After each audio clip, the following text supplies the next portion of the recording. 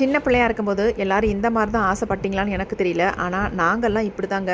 சின்ன பிள்ளையா இருக்கும்போது பிறந்த நாள் அப்படின்னாலே காலையில் எழுந்திரிச்சிருவோம், புது ட்ரெஸ் போட்டுக்குவோம், கோயிலுக்கு போவோம், சாமி கும்பிடுவோம், எல்லாத்துக்கும் சாக்லேட் கொடுப்போம். அப்படி கொடுக்கும்போது அவங்க ஏதாவது காசு தருவாங்களான்னு எதிர்பார்த்து கொடுப்போம். கொடுத்தாங்கன்னா ரொம்ப ஹாப்பியாக இருக்கும். அந்த காசை வாங்கிட்டு வந்து நம்ம சேர்த்து வச்சுக்குவோம். இந்த மாதிரிலாம் செய்கிறது உண்டுங்க.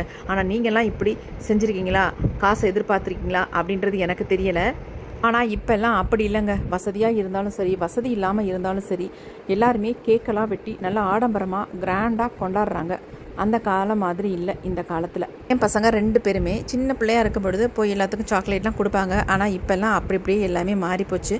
அதை எதிர்பார்க்குறதும் இல்லை, அந்த மாதிரி செய்கிறதும் இல்லைங்க.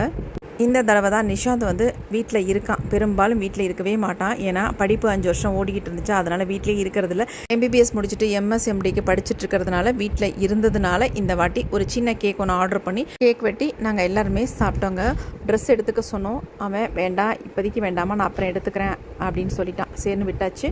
அப்புக்குட்டி வந்து 2 நாளைக்கு முன்னாடியே ஊருக்கு போக வேண்டியது. ஆனால் போகலை. அண்ணனோட பர்த்டே முடிச்சுட்டு நான் ஊருக்கு போய்க்கிறேன் அப்படின்னு சொல்லிட்டு மதியம் லஞ்சு எப்பொழுதும் போல் சாப்பிட்டாச்சு. சாப்பிட்டுட்டு நல்லா கொரட்டை விட்டு தூங்கியிருந்தான். எப்பயுமே தூங்க மாட்டான். ஆனால் இன்றைக்கி ஊருக்கு போகிறதுனால தானாகவே தூக்கம் வருது அவனுக்கு. ஏன்டா இன்றைக்கி ஊருக்கு போகிறேன் அப்படின்னு நினச்சிக்கிட்டே இருந்தான். அப்புறம் நைட்டு 8 மணிக்கு பஸ்ஸு, மணி 7:30 ஆயிடுச்சு. அதனால் அவசரமாக தேவையான திங்ஸ் எல்லாம் எடுத்து வச்சுக்கிட்டு இருந்தேன். வச்சதுக்கு அப்புறமேட்டு லைட்டாக மழை பெஞ்சதுனால துணியெல்லாம் காயவே இல்லை. அப்படி நான் வீட்லேயே காய போட்டிருந்தேன். ஓரளவுக்கு அரையும் குறையுமாக காஞ்சிருந்துச்சு. நான் சொன்னேன் நாளைக்கு எடுத்துக்கொண்டு வீட்டில் காய போட்டுருந்தாங்கன்னு சொல்லிட்டு எல்லாத்தையும் பேக் பண்ணிவிட்டேன். அவங்க அண்ணனுக்கு வந்த கிஃப்டெல்லாம் 2 பேரும் சேர்ந்து பிரித்து பார்த்துக்கிட்டு இருந்தாங்க.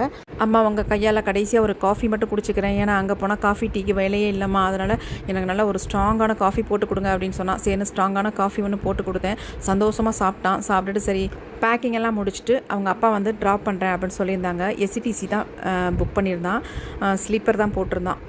எத்தனை பேர் வீட்டில் அண்ணன் தம்பிக்குள்ளே இந்த மாதிரி நடக்கும்னு தெரில. ஆனால் இவன், அதாவது அப்பு வந்து அலைஞ்சி திரிஞ்சு ஒவ்வொரு பொருளாக செப்பல் அது இதுன்னு வாங்கிட்டு வந்து வைப்பான். ஆனால் அவங்க அண்ணன் ஈஸியாக எடுத்து போட்டுட்டு போயிட்டே இருப்பாங்க.